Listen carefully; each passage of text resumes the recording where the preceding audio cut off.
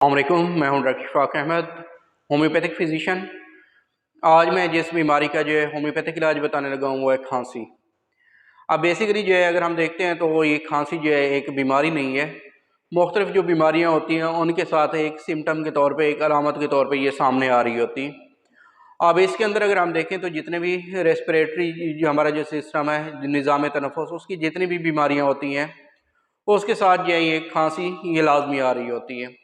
अब इसमें जो है ना, जैसे कि गला ख़राब हो जाना, गला भी जो है ना, या टॉन्सिल्स हैं उनकी इन्फ्लेमेशन हो गई है बैक्टीरियल इन्फेक्शन की वजह से, वायरल इन्फेक्शन की वजह से, इसी तरह फ्लू की कंडीशन हो गई है।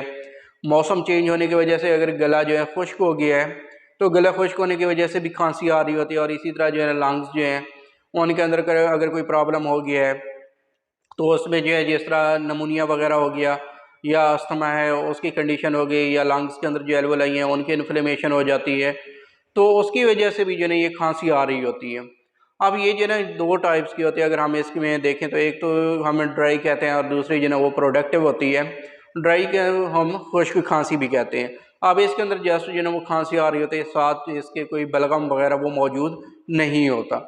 और इसी तरह जो है जो प्रोडक्टिव होती है उसके अंदर जो है बलगम मौजूद होता है। अब ये डिफरेंट जो डिजीज़ हैं, जिसकी तरह अभी पहले बताया है कि ये मुख्तलिफ जो है रेस्पिरेटरी डिजीज़ होती हैं, तो अब जो भी एक डिजीज़ होगी अलग-अलग, तो उसके अंदर जो है खांसी का करैक्टर भी क्या होता है, चेंज होता है।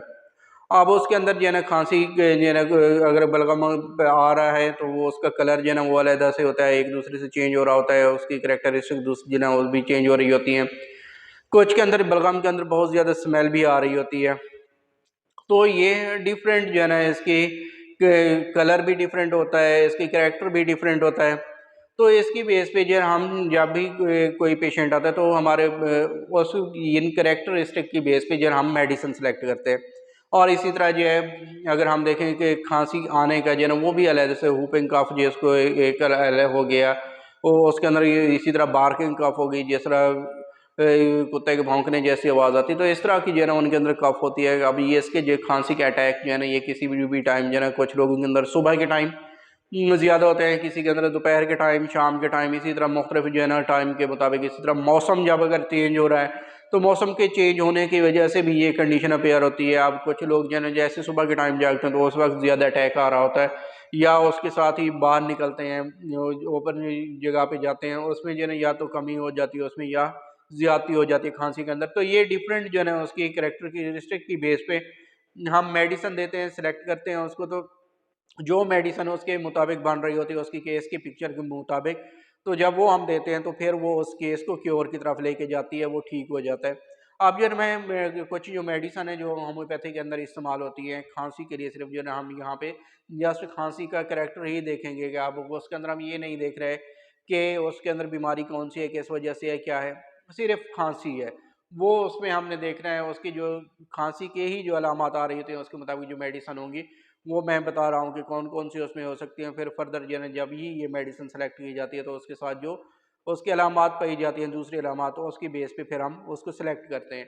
अब जो है फर्स्ट जो मेडिसिन है जो होम्योपैथी के अंदर इस्तेमाल होती है, ब्रायोनिया है एक मेडिसिन हमारे पास, जो खांसी के काफ़ी सारे जो केसेस हैं उनके लिए इस्तेमाल होती है। इसी तरह फास्फोरस है, पाल्स्टीला है एक मेडिसिन, वो इस्तेमाल होती है। र्यूमैक्स है, बेलाडोना है, एंटीमोनियम टार्ट्रिकम है, कैमोमिला है, ड्रोसरा है एक मेडिसिन, वो इस्तेमाल होती है। स्पोंजिया है, और इसी तरह फेरम फास है, हाइपरसल्फ है, एपिकाक है, और एंटीमोनियम टार्ट्रिकम है, काली सल्फ है मेडिसिन जो है। इसी तरह काली बाई क्रोमिकम है, नाक्सवोमिका है, सल्फ़र आ जाती है।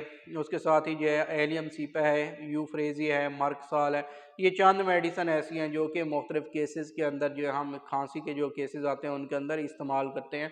इसलिए जब भी अगर किसी भी शख्स को खांसी का आ रही हो, बार बार खांसी आ रही है, एक्यूट उसकी कंडीशन है, या फिर वो क्रॉनिक है, काफ़ी पुरानी है, तो उसमें जो है ना वो देखना है कि ये कब से है, साथ कौन कौन सी उसके अंदर डिजीज़ हैं, उसका करैक्टर हो गया, उसका टाइम ऑफ एग्रीवेशन के किस टाइम ये बढ़ती है और किस टाइम जो है कम होती है, कौन कौन सी ऐसी कंडीशन है जिसमें जो ये कम होती है या ज़्यादा होती है, तो इसकी बेस पे हम सेलेक्ट करते हैं। इसलिए जो है सेल्फ मेडिकेशन जो है ना उससे अवॉइड करना है, हमेशा ही किसी भी रजिस्टर्ड होम्योपैथिक डॉक्टर जो है उससे जाके कंसल्ट करना है, जो भी मेडिसिन बन रहेगी वो आपको देगा और साथ ही वो उसका बारे में बताएगा कि रेपिटेशन कब करनी है और कौन सी पोटेंसी के अंदर वो मेडिसिन यूज़ की जा सकती है।